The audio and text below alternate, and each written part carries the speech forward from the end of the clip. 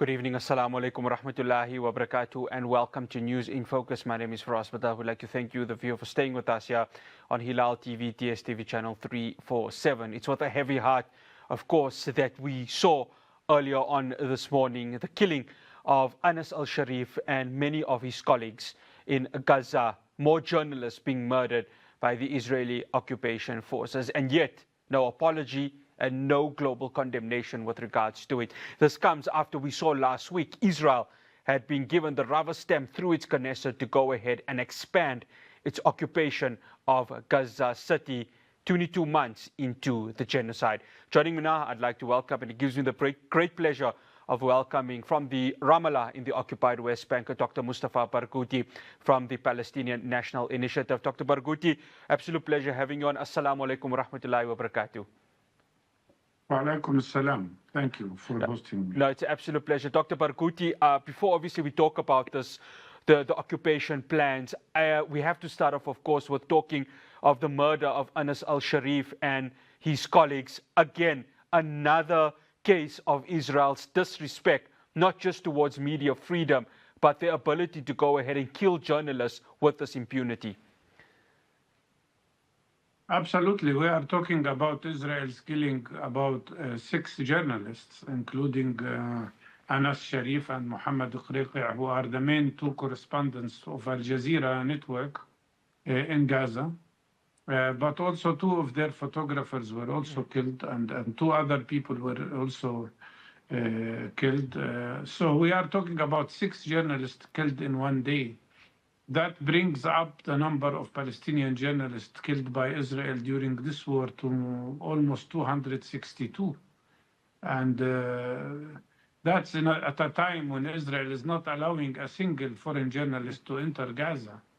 Clearly, this attack has several aims. One of them is to prevent the truth from coming out of Gaza, to suppress the excellent work that these journalists have been doing, bringing images and information about the terrible genocide that is happening in Gaza, the terrible collective punishment, including starvation of people, and also the imminent ethnic cleansing which Israel is conducting. Israel didn't want these images to come out, so they prevented foreign journalists from being there, and that's the only war in the world where foreign journalists were never allowed to come to the area. And it is the highest number of journalists ever killed in any war in human history. So the first goal is to prevent the truth from coming out. The second goal is to frighten journalists, to frighten them that they will be killed if they continue to report about what's happening to Gaza. But also it's one act of preparation to silence voices before Israel initiate what could become the largest massacre in the history of human beings, in modern history in Gaza, where Israel is trying to push out of Gaza 1 million people and force them to move to an area which is very small anyhow and so crowded. Mind you that 2.2 million people in Gaza now are living in an area that does not exceed 56 square kilometers, without water, without food, without basic services, without hygiene, and with diseases all the time, in addition to starvation. So we are here encountering one of the worst acts, the worst acts of genocide in the region. Dr. Barghouti, on Thursday, of course, the Israeli cabinet approves this ground expansion to occur in Gaza City. Questions were asked to Donald Trump and, of course, J.D. Vance, and their answers were it's up to Israel what they want to do in Gaza City. I mean, if that's not a green light to go ahead and continue to enhance this genocide, then I don't know what it is, because the fact that you have the U.S., its key ally and its key contributor towards arms, going ahead and practically saying, you can do what you want, the writing's on the wall, isn't it? It's more than a green light. United States of America under this administration is becoming not only complicit in these war crimes, but a participant in them.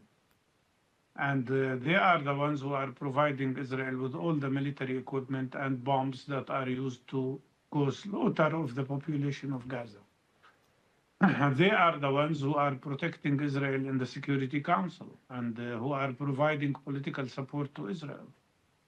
It's not just Trump and Vance, but also their representative in the United Nations who justified the Israeli actions and justifies the genocide that is committed against the Palestinian people. So this is not only about complicity, it's about participation in the war crime. And let me remind you that while Witkoff, the envoy of Mr. Trump, was claiming to be trying to do a mediation job to reach a ceasefire agreement, once the ceasefire agreement was just about to be reached and signed, Mr. Witkoff himself undermined it and exploded it and withdrew the American delegation there. So what we speak about here is not just America giving Israel the green light. It's about conspiracy between this American administration and Netanyahu and his government to prepare the ground for not only a complete genocide of Gaza, but also a complete and total ethnic cleansing of the whole population of Gaza. And that's exactly what not only Netanyahu spoke about, but even Trump. You remember what Trump said when he wanted to push Palestinians out of Gaza, and what Israel is doing now is unbelievable. They are smashing every town and every village to the ground, practically trying to repeat the first Nakba in 1948 in a much worse way and with much bigger number of Palestinians killed and injured. Dr. Barghouti, it would be simpler to say, well, exonerate Netanyahu from his right wing of his cabinet. I'm talking about Ben-Gvir, Smotrich, and Weiss, who have said, and they've openly called out for the ethnic cleansing of the Palestinians in Gaza. But the fact that the Prime Minister himself, who heads the Knesset, who has Prime Minister's prerogative within the cabinet, because Israel, of course, calls itself a democracy, he's no different from the right-wing part of this cabinet. If he's going ahead and rubber stamping this ethnic cleansing, this ground invasion of Gaza City, it's not that simpler to say exonerate Benjamin Netanyahu, because he is complicit as his right-wing part of the government. Well, the reality is that Netanyahu is not different at all from the other fascist ministers in his government. Actually, he uses them. They don't use him. He uses these ministers as a front line to do the things that he is planning and he wants. Netanyahu was the first person who spoke about ethnic cleansing back on the 8th of October 2023. He never gave up his idea. He considers that Gaza, like the West Bank, is Jewish land, and there is no place for Palestinian presence here. The ethnic cleansing is his way of dealing with the indigenous population of Palestine. He knows that the presence of any Palestinian on the land of historic Palestine is a reminder of the crimes that Israel and the Zionist movement have committed in their settler colonial project of eliminating the indigenous population. So no, Netanyahu is not different from Smotrich and Ben-Gvir. Maybe they are much louder in their statements and much more open. But in reality, the policy that you see in Gaza is the policy of Netanyahu.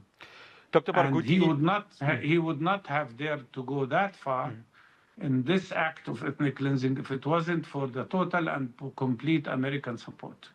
Dr. Barghouti, you said the statement to me earlier this morning, and in that you mentioned sanctions have to be now put on Israel. We see global condemnation from certain nations, of course, calling out Israel for this planned invasion. But words are not going to suffice at this very moment, because if there are to be sanctions, it has to happen now.